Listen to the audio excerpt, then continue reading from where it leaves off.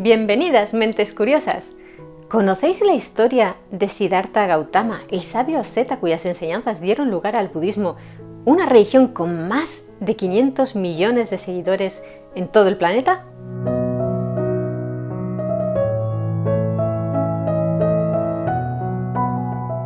Todos hemos oído hablar del budismo y su fundador, Buda, pero muchos occidentales, como yo misma, sabemos muy poco o nada sobre esa figura histórica tan importante para una gran parte de la población mundial. Concretamente, el 7% de la humanidad es budista, más de 500 millones de personas. Por eso, hoy quiero hablaros del Buda Gautama, o simplemente Buda. Se estima que nació entre el año 563 y el 480 a.C. y se sabe que vivió 80 años, por lo que falleció entre el 483 y el 400 a.C. Es decir, que más o menos fue coetáneo de filósofos occidentales como Sócrates, para que os hagáis una idea de la época en la que se enmarca su vida. Como sucede a menudo con personajes históricos tan antiguos, sus datos biográficos no son muy fiables, ya que se transmitían de manera oral durante siglos, generación tras generación, hasta que alguien los ponía por escrito y normalmente se acababan mezclando los hechos reales y las leyendas.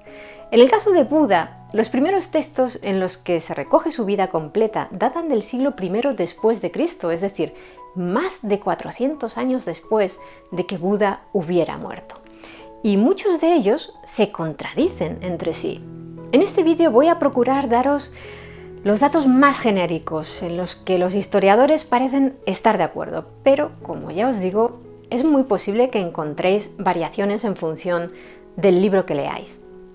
Como os decía, se llamaba Siddhartha Gautama y entre los suyos era un personaje de alta alcurnia, nada menos que el príncipe heredero de la dinastía Sakya, un clan que en el siglo V a.C. vivía al norte del subcontinente indio y se dedicaba a cultivar arroz. A Siddhartha también se le conocía como Siddhartha Sakyamuni, un título que significa sabio de los Sakyas, pero su apellido familiar era Gautama. Aunque en muchos libros de historia se hace referencia a sus padres como el rey Suddhodana y la reina Maya, en realidad no está claro que fueran reyes como tales, sino más bien líderes, ya que muchos expertos creen que los Sakyas estaban organizados en una república oligárquica y no en una monarquía. Según la tradición budista, Siddhartha nació en Lumbini, una población situada en el territorio actual de Nepal, muy cerca de la que era la capital de los Sakyas, Kapilavastu. En dicha ciudad, hoy desaparecida, se crió Siddhartha hasta los 29 años. No se sabe con certeza cuándo nació, pero las leyendas hablan de un día de luna llena, así que los budistas celebran todos los años su nacimiento el día del Vesak, en el plenilunio del mes de abril o mayo, dependiendo del país. Según algunas leyendas, su madre murió cuando él nació. Otras dicen que falleció al día siguiente y otras que tardó unos días en morir. En cualquier caso, en lo que sí parecen coincidir las diversas biografías es en que la madre de Siddhartha falleció durante su infancia. El Tipitaka o Tripitaka es una colección de antiguas escrituras sagradas budistas que forman la base del budismo Theravada.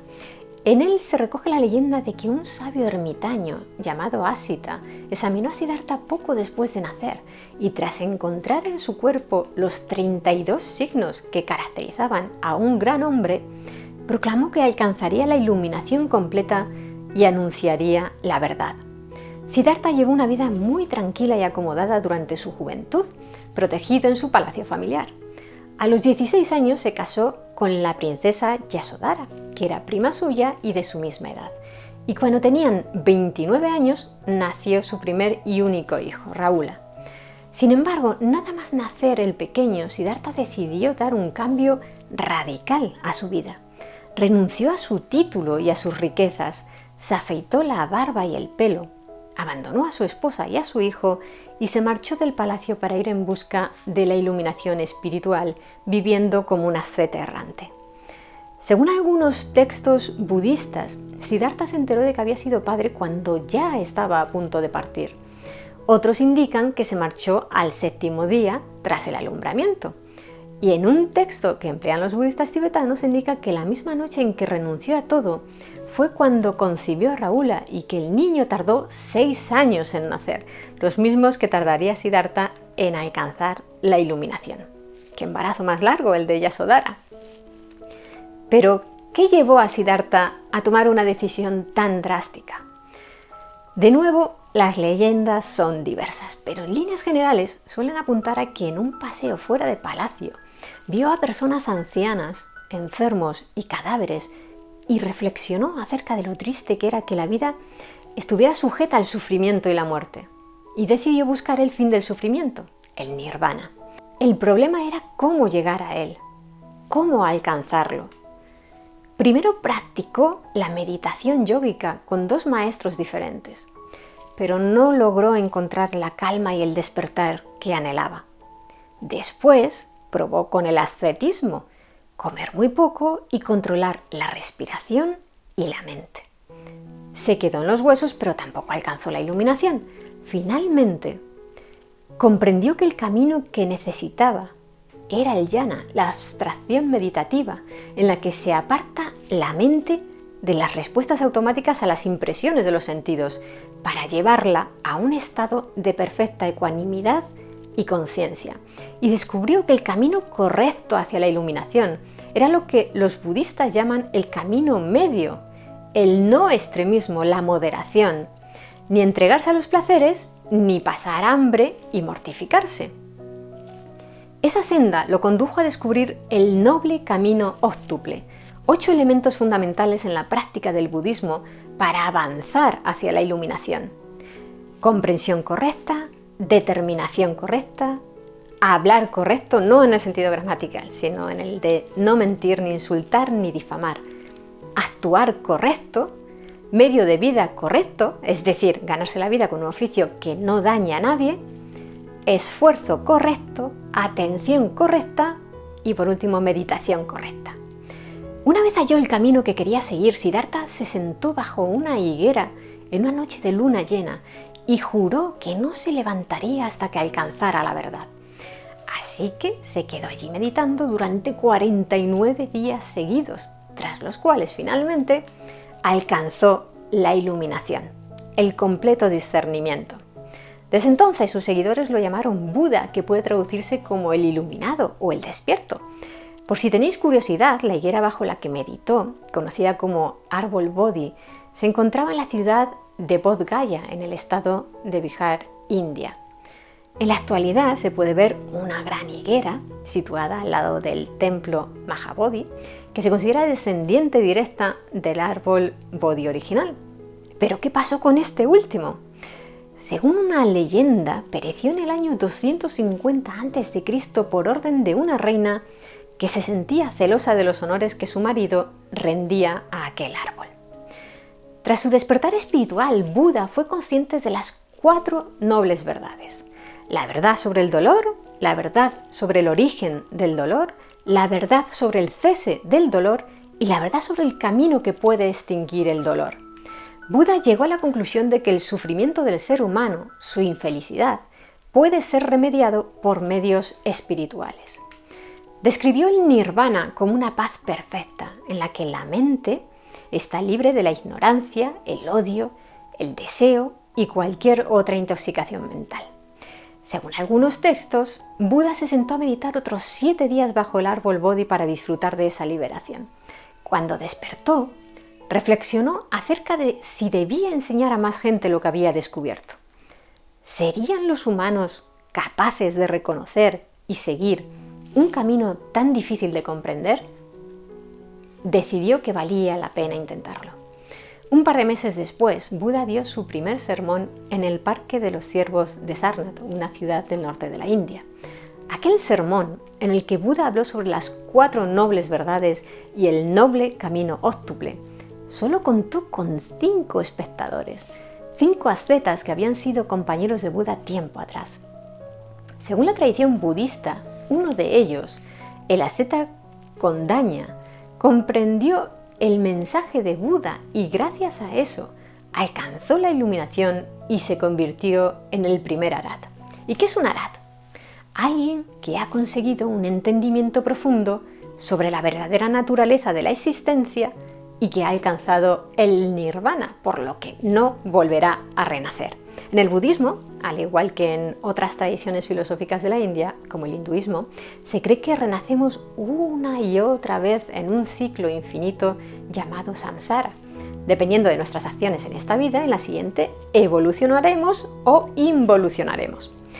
En el budismo, el samsara es visto como algo negativo, propio del mundo material y por tanto causante de sufrimiento. Los humanos somos los únicos seres renacidos capaces de separarnos de ese ciclo mediante el nirvana. Y cuánto tardaremos en alcanzar el nirvana dependerá del karma acumulado en vidas anteriores. Pero regresemos con Buda. Tras aquel primer sermón, conocido también como el sermón de Benarés, por la proximidad de esa gran ciudad, Buda siguió enseñando a aquellos 5 ascetas que formaron la primera sangha, es decir, la primera comunidad de monjes budistas. La sangha fue creciendo hasta alcanzar los 60 monjes, y entonces Buda les indicó que debían deambular solos por el mundo para enseñar sus conocimientos a la gente en pos del bienestar general.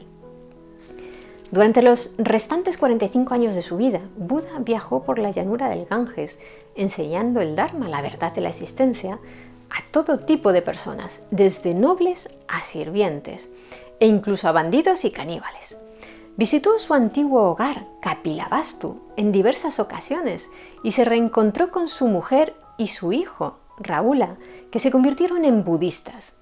Siguiendo las enseñanzas de su padre, Rahula alcanzó la iluminación a los 21 años. Buda falleció a los 80 años, tras haber decidido que no nombraría a ningún sucesor entre sus discípulos, a quienes recomendó vivir como islas para ellos mismos, siendo ellos su propio refugio y sin buscar ningún otro. Su fallecimiento se produjo poco después de comer los alimentos que le ofrendó un herrero llamado Kunda, pero no se sabe si falleció por una intoxicación alimentaria o simplemente por su avanzada edad. En cualquier caso, la tradición budista señala que aquella fue su última comida y que Buda siguió su camino hasta detenerse en Kusinaga, incapaz ya de seguir andando. Inició su última meditación y falleció, alcanzando así el paranirvana, el nirvana final, el objetivo supremo del budismo.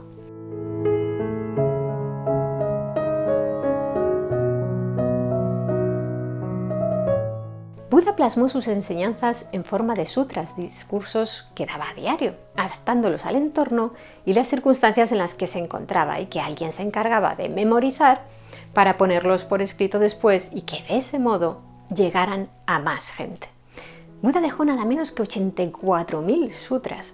Tras su muerte, el budismo se dividió en 2 ramas principales: el budismo Mahayana y el budismo Theravada. El Mahayana quería llegar a las grandes masas de personas humildes, aquellas a las que les costaba comprender por sí mismas el significado de las enseñanzas de Buda. Por ello, defendía que la iluminación no puede alcanzarse en solitario, que esa tarea requiere de la ayuda de todos. El budismo Theravada, en cambio, fue creado por un grupo de eruditos que se oponían a la idea del budismo popular y defendían la iluminación en solitario. Este tipo de budismo se extendió por los países del sureste asiático, como Tailandia, Birmania y Sri Lanka, mientras que en Japón, China y Corea se propagó el budismo Mahayana. ¿Y vosotros qué pensáis de la historia y las enseñanzas de Buda? Me gustaría que nos lo dijerais abajo en los comentarios. Y si queréis conocer más historias interesantes, suscribíos a mi canal. Muchas gracias por estar ahí. Nos vemos en el siguiente vídeo, Mentes Curiosas.